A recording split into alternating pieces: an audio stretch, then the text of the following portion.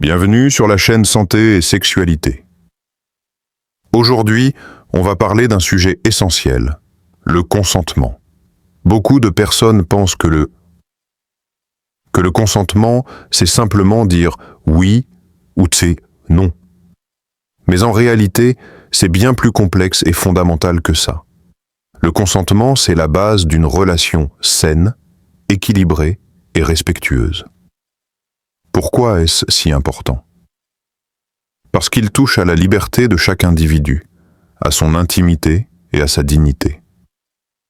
Sans consentement clair, il n'y a pas de véritable rencontre, pas de plaisir partagé, et surtout, pas de respect. Comme le dit la psychologue Nathalie Bajos, le consentement, ce n'est pas l'absence de non, mais la présence d'un vrai oui. Dans cette vidéo, on va expliquer simplement ce qu'est le consentement, comment il se manifeste, pourquoi il est indispensable et comment on peut encourager une véritable culture du respect dans nos relations. Reste bien jusqu'à la fin, car on va aussi voir des exemples concrets qui vont peut-être changer ta vision du couple et de l'intimité. Le consentement, c'est avant tout un accord clair, libre et éclairé entre deux personnes avant toute activité intime. Ce qu'il n'est pas, ce n'est pas un silence interprété comme un oui. Ce n'est pas céder à cause de la peur, de la pression ou d'un chantage affectif.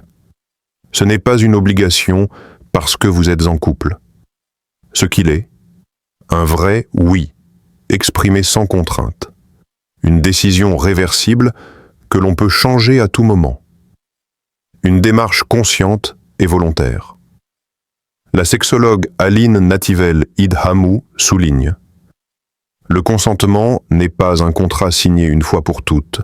C'est une conversation continue qui peut s'interrompre dès qu'une des deux personnes n'est plus à l'aise. Exemple concret. Si une personne dit oui au début d'un rapport mais change d'avis en cours de route, son choix doit être respecté immédiatement. Dans un couple de longue date, le consentement est tout aussi essentiel que dans une rencontre nouvelle.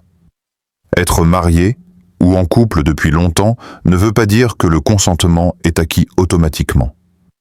En bref, le consentement n'est pas un détail, mais la condition indispensable à une intimité saine et respectueuse. Le consentement peut être exprimé de plusieurs manières, mais attention, il doit toujours être clairement identifiable. Consentement verbal. Des phrases affirmatives. Oui, je veux, ça me plaît. Des expressions enthousiastes. Continue. J'aime ça. Consentement non verbal. Un sourire sincère. Une participation active. Des gestes qui vont dans le même sens. Mais attention, le non-verbal peut être trompeur. Certaines personnes sourient par malaise ou se figent à cause de la peur, d'où l'importance de poser des questions directement. Le psychologue Dr Serge Effez explique: demander explicitement « Est-ce que tu es à l'aise ?» n'a rien de ridicule. C'est au contraire la meilleure preuve de respect et d'attention à l'autre. Exemple positif. Un partenaire demande « Tu veux qu'on continue ?» et l'autre répond clairement « Oui, avec plaisir ».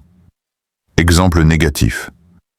Un silence, interprété comme un accord.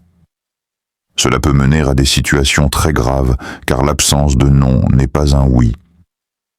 Au milieu de cette partie, rappelle que le consentement doit être continu. Un oui au début ne vaut pas pour tout le reste. On peut donner, retirer ou modifier son accord à tout moment.